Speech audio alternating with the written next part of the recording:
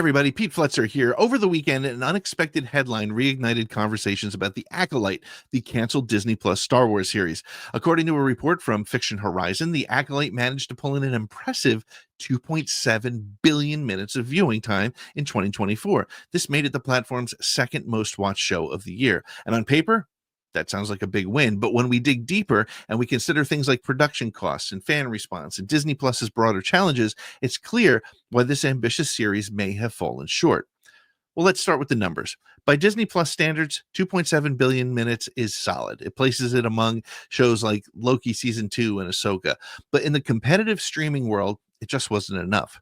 For context, Amazon's Fallout series clocked in with 2.9 billion minutes in its first week, and Netflix's Squid Game Season 2 soared to 4.9 billion minutes. Compared to these cultural juggernauts, The Acolyte just didn't leave the same lasting impression. And one of the biggest reasons behind The Acolyte's cancellation has to be its budget. At $230 million for 8 episodes, or about $28 million per show, it was one of the most expensive Star Wars productions ever. That's nearly double the per episode cost of The Mandalorian. With a budget like this, The Acolyte needed more than just decent viewership. It needed to dominate. It needed to become a cultural phenomenon that could drive subscription growth. It could drive merchandise sales and long-term fan engagement. And unfortunately, it didn't. Even before its premiere, The Acolyte faced some mixed reactions. Some fans were intrigued by its exploration of Star Wars' darker side and the High Republic time of the Jedi, but others criticized its for tone and character choices for straying too far from the franchise's roots. Online debates quickly took over, but unlike divisive Star Wars entries like The Last Jedi, The Acolyte didn't have a passionate counterbalance. There were no breakout characters like Baby Yoda or unforgettable moments to rally the entire fandom. Now, also, merchandise has always been a Star Wars not-so-secret weapon. Action figures, Lego sets, t-shirts, you name it. But The Acolyte failed to create iconic characters or moments that could translate into these must-have collectibles. Compare that to The Mandalorian and the Baby Yoda phenomenon.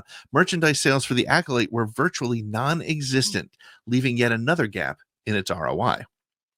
Now, the cancellation of The Acolyte wasn't just about the show. It reflects larger challenges at Disney Plus. With slowing subscription growth and fierce competition from platforms like Netflix and Amazon, Disney's under pressure from every side to make every dollar count.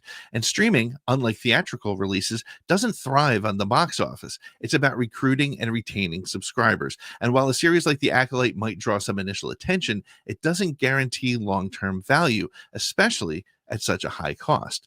This is why movies as a high-impact revenue generator are a safer bet for Disney right now. A successful Star Wars movie has the potential to earn billions in box office revenue while also boosting ancillary markets like merchandise and theme park tie-ins.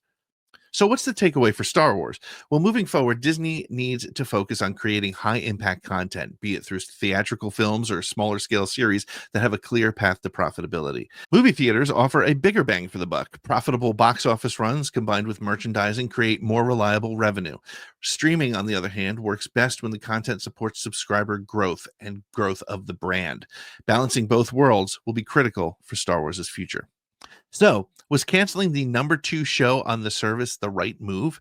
Or did Disney give up too soon on a series with untapped potential? Let me know your thoughts in the comments below, and don't forget to like, subscribe, and hit that notification bell for more Star Wars insights. May the Force be with you.